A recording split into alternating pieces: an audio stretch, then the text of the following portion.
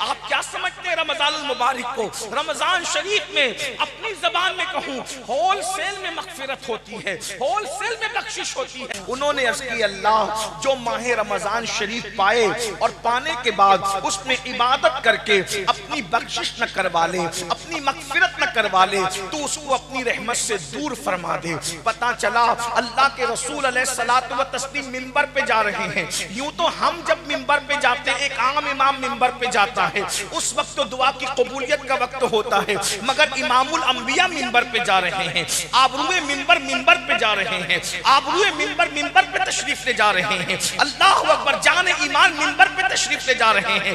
ہر منبر کی آبرو جس کے قدم ناز سے وابستہ ہیں وہ منبر پہ تشریف لے جا رہے ہیں۔ سید الایام ہے، جمعہ دنوں کا سردار ہے، وقتوں کا سردار ہے، فرشتوں کا سردار دعا کر رہا ہے، اے اللہ جو ماہ رمضان المبارک پائے اور اس میں عبادت کر کے محنت کر کے اپنی بخشش نہ کروا لے تو اس کو اپنی رحمت سے دور فرما دے۔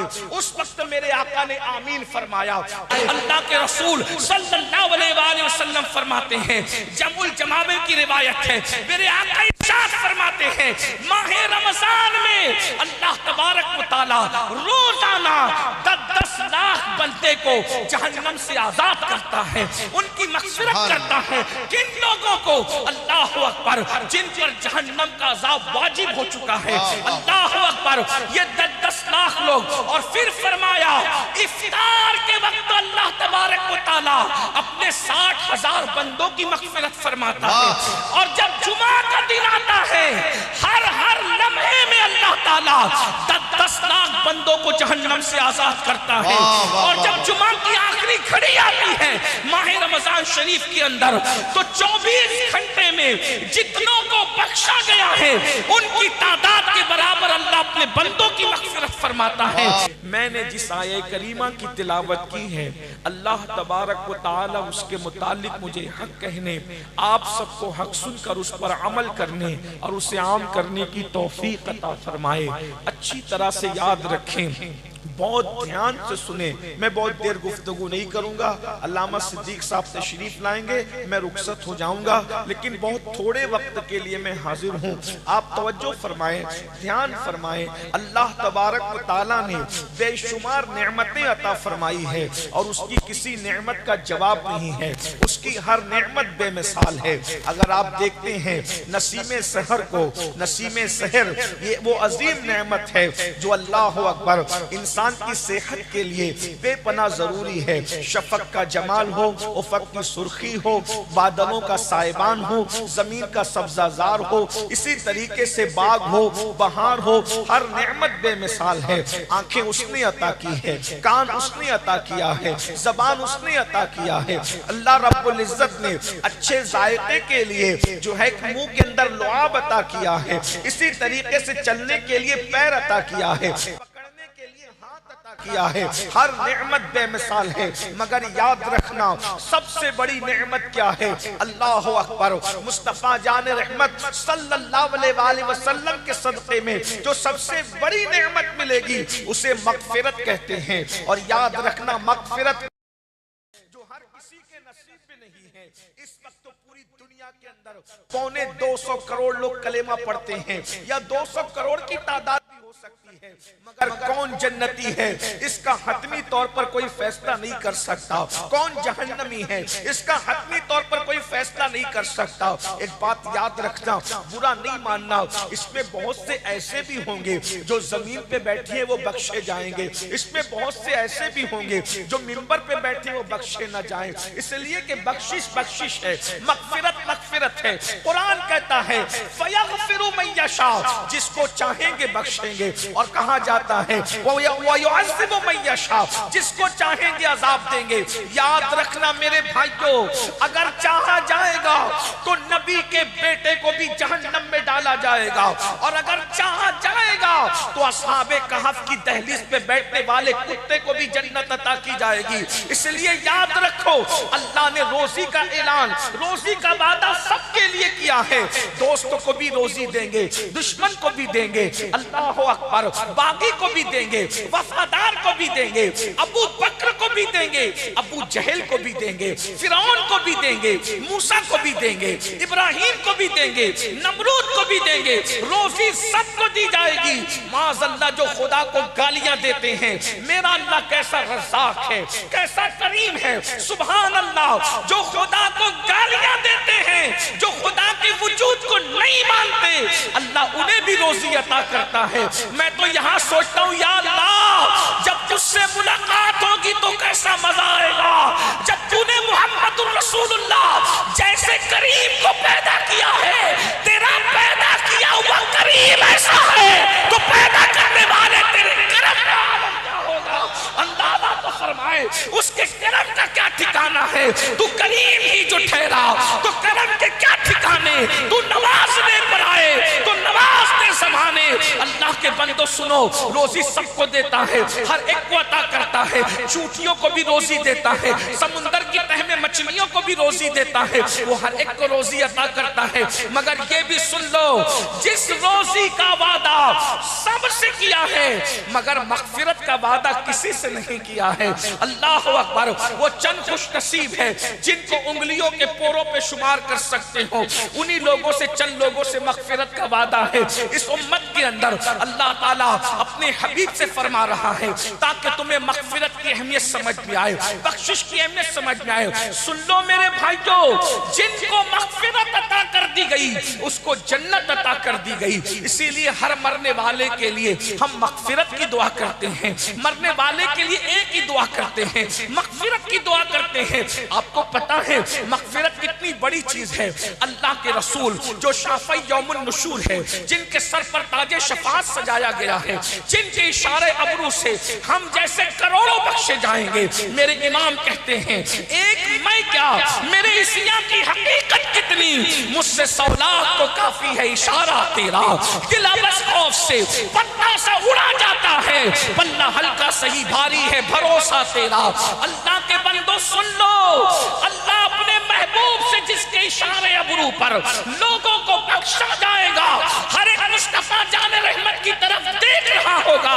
حتیٰ کہ خلیل اللہ کو بھی, کلیم اللہ کو بھی, کلمت اللہ کو بھی مصطفیٰ جان رحمت کی حاجت ہوگی. میرے امام کہتے ہیں وہ جہنم میں گیا جو ان سے مستغنی ہوا ہے خلیل اللہ کو حاجت رسول اللہ کی. مجھے بتاؤ سب ان سے جنت پائیں گے, سب کی رسائی ان تک ہوگی, ان کی رسائی خدا تک ہے. اس کے باوجود بھی مغفرت کی اہمیت بتانے کے لیے قدرت اپنے محبوب سے کہتی قل, آپ کہیے رب اغفر وارحم وانت خیر الراحمین.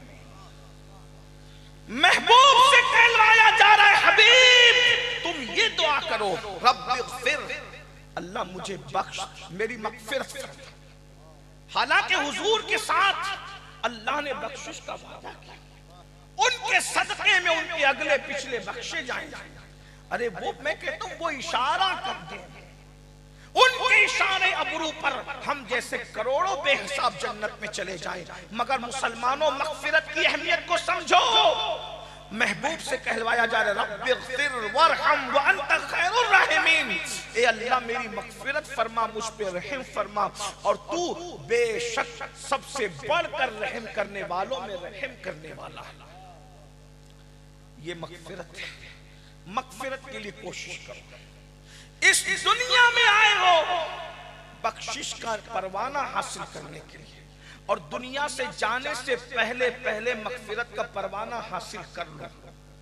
مغفرت اتنی آسان نہیں جتنا جلسوں کے ناظموں نے آسان کر دیا, اور مغفرت اتنی مشکل نہیں جتنا تبلیغی جماعت کے لوگوں نے مشکل کر دیا. دونوں کے درمیان ہے. وہ تو نہایت سستا سودا بیچ رہے ہیں جنت کا, ہم مفلس کیا مول چکائیں, اپنا ہاتھ ہی خالی ہے. مغفرت کا آسان ذریعہ کیا ہے, اسی پہ گفتگو کرتا ہوں. ایک مرتبہ اللہ کے رسول صلی اللہ علیہ وآلہ وسلم خطبہ دینے کے لیے منبر پر تشریف لے جا رہے ہیں. غور سے سننا, اسی ایک روایت پہ میری بات پوری ہوگی. اللہ کے رسول صلی اللہ علیہ وآلہ وسلم خطبہ دینے کے لیے منبر پہ تشریف لے جا رہے ہیں. پہلے زینے پہ قدم رکھا، فرمایا آمین. دوسرے زینے پہ قدم رکھا، فرمایا آمین. تیسرے زینے پہ قدم رکھا، فرمایا آمین. اور اس کے بعد حضور علیہ السلام کو جب آمین کہتے ہوئے صحابہ نے سنا، حیران ہو گئے، مگر وہ جانتے تھے کہ جو حضور دیکھتے ہیں وہ ہم نہیں دیکھ سکتے.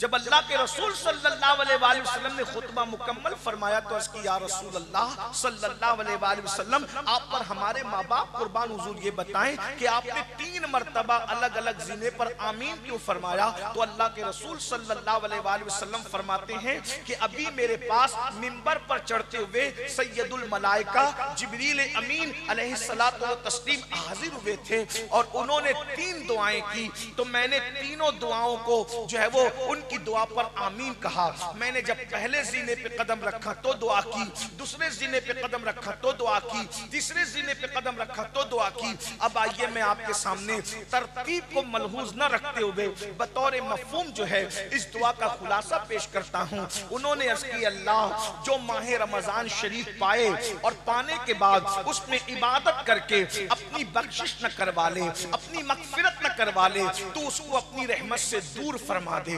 پتہ چلا اللہ کے رسول علیہ الصلوۃ والتسلیم منبر پہ جا رہے ہیں. یوں تو ہم جب منبر پہ جاتے ایک عام امام منبر پہ جاتا ہے اس وقت تو دعا کی قبولیت کا وقت ہوتا ہے، مگر امام الانبیاء منبر پہ جا رہے ہیں، آبروئے منبر پہ جا رہے ہیں، آبروئے منبر پہ تشریف لے جا رہے ہیں. اللہ اکبر، جان ایمان منبر پہ تشریف لے جا رہے ہیں. ہر منبر کی آبرو جس کے قدم ناز سے وابستہ ہیں وہ منبر پہ تشریف لے جا رہے ہیں. سید الایام ہے، جمعہ دنوں کا سردار ہے، وقتوں کا سردار ہے، اماموں کا سردار ہے، فرشتوں کا سردار ہے. فرشتوں کا سردار دعا کر رہا ہے، اے اللہ جو ماہ رمضان المبارک پائے اور اس میں عبادت کر کے محنت کر کے اپنی بخشش نہ کروا لے تو اس کو اپنی رحمت سے دور فرما دے. اس وقت میرے آقا نے آمین فرمایا. اب میں آگے بڑھنے سے پہلے عرض کروں گا چند دنوں کے بعد وہ موسم بہار آنے والا ہے جس کو ماہ رمضان شریف کہتے ہیں. آج کل ہمارے نوجوان جلسوں میں آتے تو ہیں مگر عبادت کی طرف توجہ نہیں ہے. میرے بھائیوں ماہ رمضان المبارک آنے والا ہے، عبادتوں کا مہینہ آنے والا ہے، معاصات کا مہینہ آنے والا ہے جس کا پہلا عشرہ رحمت ہے، جس کا دوسرا عشرہ مغفرت ہے، جس کا تیسرا عشرہ جہنم سے آزادی ہے. آپ کیا سمجھتے ہیں رمضان المبارک کو؟ رمضان شریف میں اپنی زبان میں کہوں ہول سیل میں مغفرت ہوتی ہے، ہول سیل میں بخشش ہوتی ہے، یعنی کہ اتنی بڑی تعداد میں مغفرت ہوتی ہے کہ کوئی مومن بچتا نہیں ہے. اللہ کے سچے رسول صادق و مصدوق مصطفیٰ جان رحمت فرماتے ہیں جب ماہ رمضان شریف کی پہلی رات آتی ہے تو اس وقت اللہ تعالیٰ رحمت کی ہوا چلاتا ہے، رحمت کی ہوا چلتی ہے اور اللہ تبارک و تعالیٰ اپنی شان کے مطابق اپنے بندوں کو رحمت کی نظر سے دیکھتا ہے. جس پر رحمت کی نظر پڑ جاتی ہے اللہ تبارک و تعالیٰ اس کی مغفرت فرما دیتا ہے، اس کی بخشش فرما دیتا ہے. میرے بھائیوں اللہ اکبر، سردیوں کے آنے سے پہلے سردیوں کا انتظام کرنے والوں، گرمیوں سے آنے سے پہلے گرمیوں کا انتظام کرنے والوں، بارش کے آنے سے پہلے بارش کا انتظام کرنے والوں، موسم بہار عبادت کا آ رہا ہے اس سے پہلے اپنی مغفرت کا انتظام کر لو اور اللہ کی بارگاہ میں عرض کرو مولا تو جسے پہلی شب میں رحمت سے دیکھے گا ان میں میرا بھی انتخاب کر لے تاکہ میری بھی بخشش ہو جائے، میری بھی نجات ہو جائے. اللہ کے رسول صلی اللہ علیہ وآلہ وسلم فرماتے ہیں، جمع الجمامع کی روایت ہے، میرے آقا ارشاد فرماتے ہیں ماہ رمضان میں اللہ تبارک و تعالی روزانہ 10 لاکھ بندے کو جہنم سے آزاد کرتا ہے، ان کی مغفرت کرتا ہے. کن لوگوں کو؟ اللہ اکبر، جن پر جہنم کا عذاب واجب ہو چکا ہے. اللہ اکبر، یہ 10 لاکھ لوگ. اور پھر فرمایا افطار کے وقت اللہ تبارک و تعالی اپنے 60,000 بندوں کی مغفرت فرماتا ہے. اور جب جمعہ کا دن آتا ہے ہر لمحے میں اللہ تعالیٰ 10 لاکھ بندوں کو جہنم سے آزاد کرتا ہے.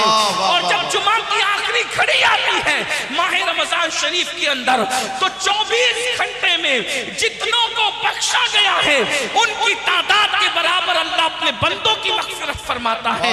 میری قوم کے جوانوں، ماہ رمضان شریف کو کرکٹ کا مہینہ نہ بناؤ. رات رات بھر لوگ کرکٹ کھیلتے ہیں اور دن بھر سوتے پڑے رہتے ہیں. یہ مغفرت کا مہینہ ہے. اب تو لوگ جو ہے سیریل دیکھتے ہیں، اب تو لوگ موبائل میں گیم کھیلتے ہیں. روزہ رکھو. اللہ کے رسول صلی اللہ علیہ وآلہ وسلم فرماتے ہیں ماہ رمضان کا ایک روزہ اگر کوئی جان بوجھ کے چھوڑ دے پوری زندگی روزہ رکھتا رہے ماہ رمضان کے ایک روزے کے برابر نہیں ہو سکتا.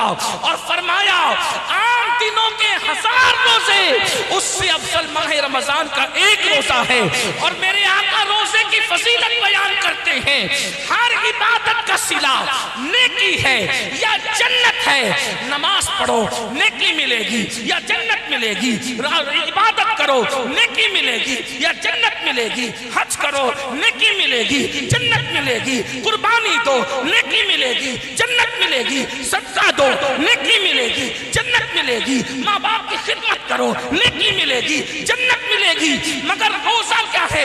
میرے آقا فرماتے ہیں، اللہ فرماتا ہے روزہ میرے لیے ہے اور میں ہی اس کی جزا ہوں. یعنی روزے دار کو خدا مل جائے گا. آقا ارشاد فرماتے ہیں روزے دار کو 2 خوشیاں نصیب ہوتی ہے. ایک افطار کے وقت ہوتی ہے اور دوسرا لقائے رحمان کے وقت ہوتی ہے. یعنی روزے داروں کو اللہ کے دیدار کا شربت پلایا جائے گا. افطار کے وقت تو تم ٹھنڈے ٹھنڈے شربت پیتے ہو مگر رب رحمان کے دیدار کا جب شربت پلایا جائے گا اس وقت کیسے مزے آئیں گے. ارے اندازہ تو کرو جب اس کا محبوب اتنا خوبصورت ہے تو ایسے محبوب کو بنانے والے خدا کے حسن نعرہ تکبیر، نعرہ تکبیر، نعرہ رسالت. حضور سید امیر القادری صاحب کی